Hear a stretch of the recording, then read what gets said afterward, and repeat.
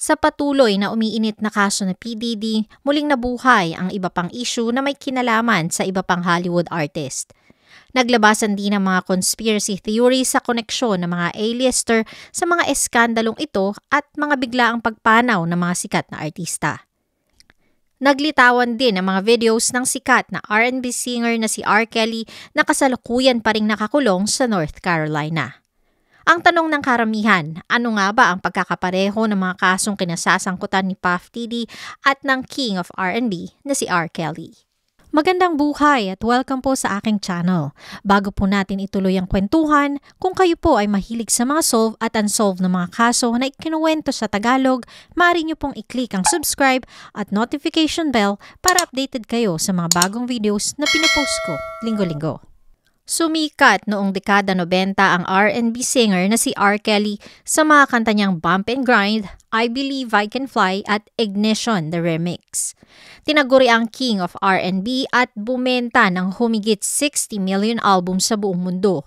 Ipinanganak sa Chicago, Illinois ang singer-songwriter at record producer na sinasabing isa sa best-selling R&B artist of all time. Lumaki si Robert Sylvester Kelly o R. Kelly kasama ang kanyang single mom at 4 na kapatid sa isang public housing sa Illinois.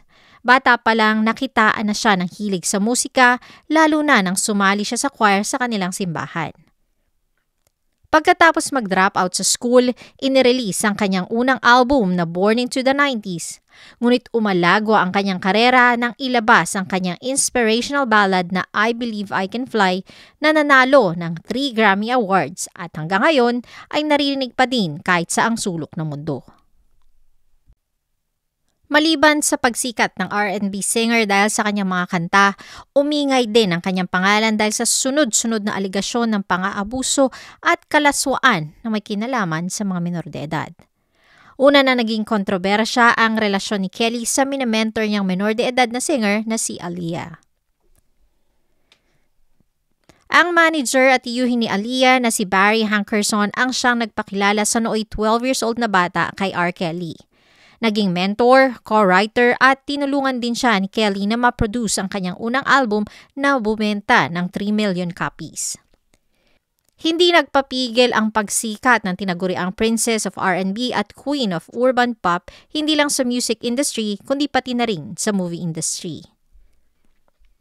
Hindi nakalagpas sa mga fans ang malapit na relasyon ng dalawa na patuloy na itinatanggi na higit pa sa pagiging magkaibigan ang meron sila. How's everything going? Everything's going pretty good. Yeah. Okay, let's clear something up because you know I've been getting a rundown on the street. Everybody seems to think that y'all are either girlfriend or boyfriend or cousins or friends. let's just get the record straight. I better go get me a white Jeep. Well, no, we're not related at all. No, we're not. We're just very close. This is my best friend. Yeah, cool. Now who found who? In the whole wide world. Ayon sa mga report, sikretong nagpakasal ang dalawa noong August 31, 1994. Pineke daw ang edad ni Aaliyah na nooy 15 years old lamang samantalang 27 years old naman ang R&B singer na si R. Kelly. Pinaanal ng pamilya ni Aaliyah ang kasal ng sumunod na taon dahil na rin sa pagiging menor de edad niya at kawalan ng pahintulot mula sa kanila. Nanatiling tikom ang bibig ng dalawa tungkol sa kanilang naging relasyon hanggang sa pumanaw ang singer sa isang plane crash taong 2001 habang pabalik siya ng Florida. Walang naging pahayag kahit ang pamilyang naiwan ni Aaliyah sa totoong relasyon ng dalawa, ngunit ito ay isa sa naging basihan ng mga fans sa mga naunang alegasyon kay R. Kelly. Kinasuhan din taong 2019 si Kelly ng New York State dahil sa pagkuha ng peking ID para kay Aaliyah. Isang Tiffany Hawkins ang unang nagsampa ng kaso laban sa R&B singer taong 1996. Ang nooy 15 years old na dalagita ay sinasabing may relasyon sa 24 years old na si Kelly na nagsimula daw taong 1991. In-encourage daw siya ng singer na mag-invite ng kanyang mga kaibigan na minor de edad din para makipagtalik sa kanila. Nasettle ang kaso kung saan binayaran ni Kelly si Hawkins ng $250,000. Ayon sa isang pahayagan, 2 pang kaso ng pang-aabuso ang natanggap nila noong December 2000. Isa dito ay ang intern sa Epic Record na si Tracy Sampson na 16 years old lamang nang magkaroon ng relasyon sa R&B singer. Ayon kay Tracy, kontrolado ng singer ang lahat ng kilos niya, pananamit, pagkain at kahit ang pakikipag-usap niya sa ibang tao.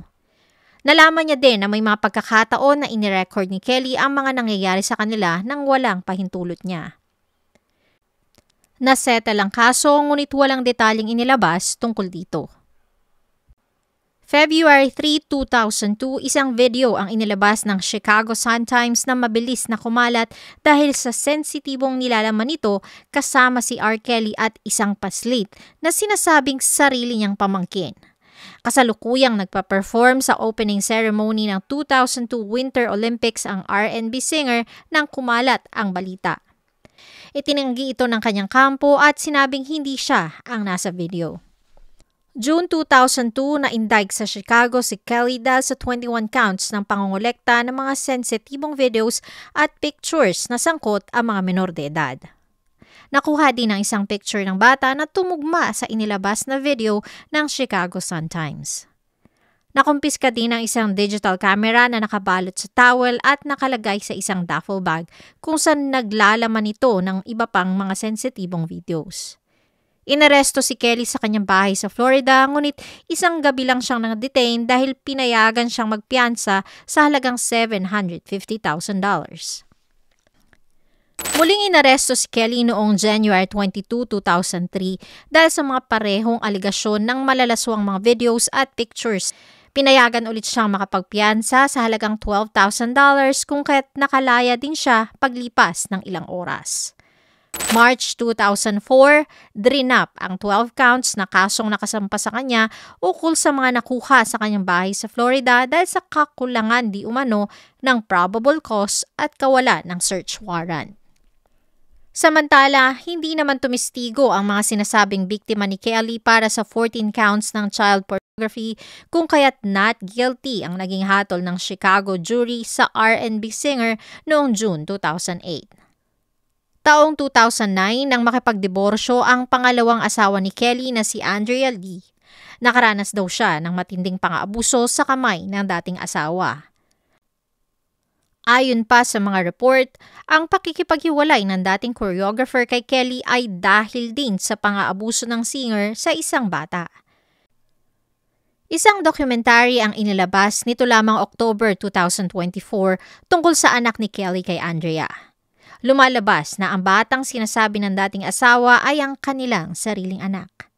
Sa 2-part documentary na R. Kelly Karma, A Daughter's Journey, inamin ni Abby ang ginawang panghihipo ng sariling ama nang siya ay nasa pagitan ng 8 to 9 years old.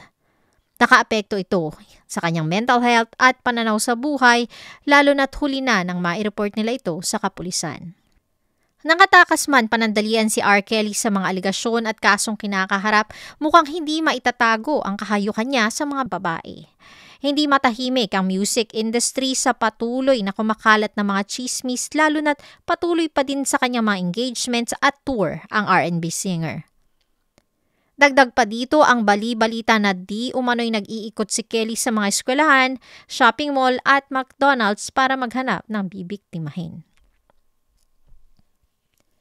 Sa kabila ng sunod-sunod na mga alegasyon, inirelease ni R. Kelly ang autobiography na may pamagat na Solar Coaster, The Diary of Me.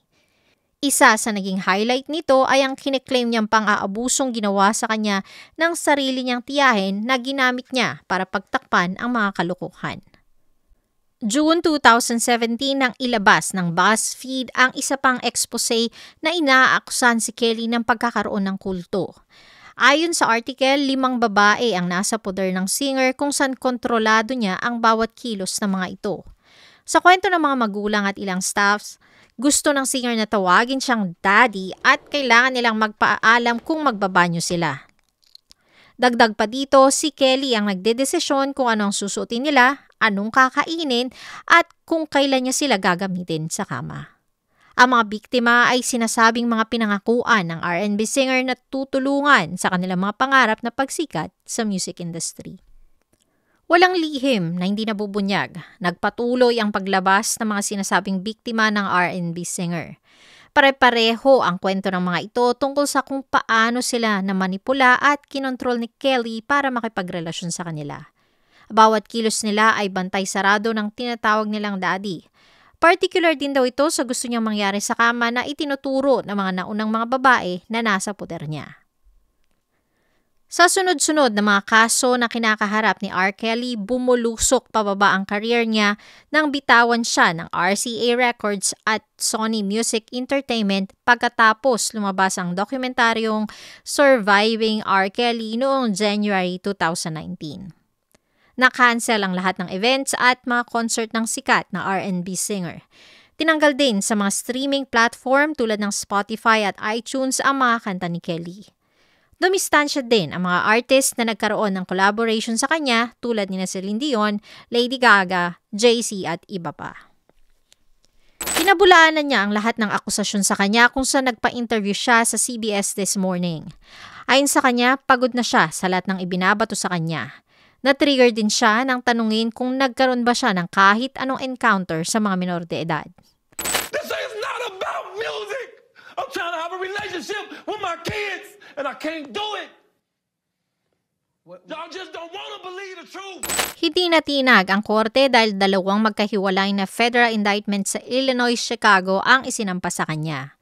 Ang parehong indictment ay naglalaman ng mga kaso na may kinalaman sa malalaswang pictures at videos na nakuha kay Kelly at iba pang testigo.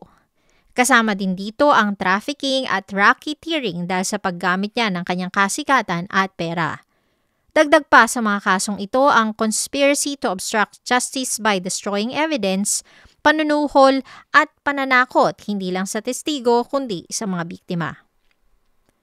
February 22, 2019 nang muling inaresto si Robert Kelly o R. Kelly ng Chicago Police Department dahil sa patong-patong na kasong kinakaharap. Nag-plead ng not guilty ang singer at pinayagan siyang makapagpiyansa ng korte sa halagang $1 million habang hinihintay ang paglilitis. Ilang buwan lang ang lumipas, inarestong muli ng US Homeland Security at NYPD o New York Police Department si Kelly na nasa Chicago para sa federal charges na kinakaharap niya. Para sa mga hindi nakakaalam kung ano ang federal charges, ito ay sinasampa kapag ang isang tao ay nakasuhan sa more than one state sa Amerika. At sa kaso ni R. Kelly, 3 states sa US ang nagsampa ng kaso sa kanya mula 1990 hanggang sa masintensyahan siya. Ito ay ang New York, Chicago at Minnesota na na-drop din ng mga kaso pagkatapos maisampa ang mga federal charges.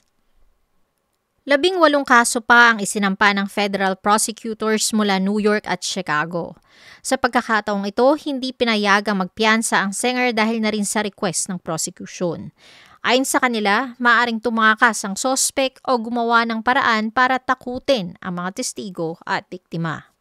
Dinetain si Robert Kelly sa Metropolitan Correctional Center sa Chicago noong July 11, 2019 habang naghihintay ng paglilitis. Nagsimula ang New York trial noong August 18, 2021 para sa kasong racketeering at Mann Act violations dahil sa pagtransport niya sa mga babae sa ibang lugar para sa sexual na gawain. Kasama dito ang coercion at enticement at exploitation of minors. Sinubukan ng defense na ipadismiss ang kaso laban kay Kelly ukol sa panghahawa niya ng sakit sa mga biktima na dininay naman ng korte. Isa sa mga unang testigo si Jerhona Pace na idinatalye hindi lang ang pagmamanipula ni Kelly sa kanya, kundi pati ang mga pisikal na pananakit na natanggap niya dito. Tumistigo din ang ilang staff ng singer na kinumpirma ang mga alegasyon ng biktima, kasama dito ang mga menor de edad na bata.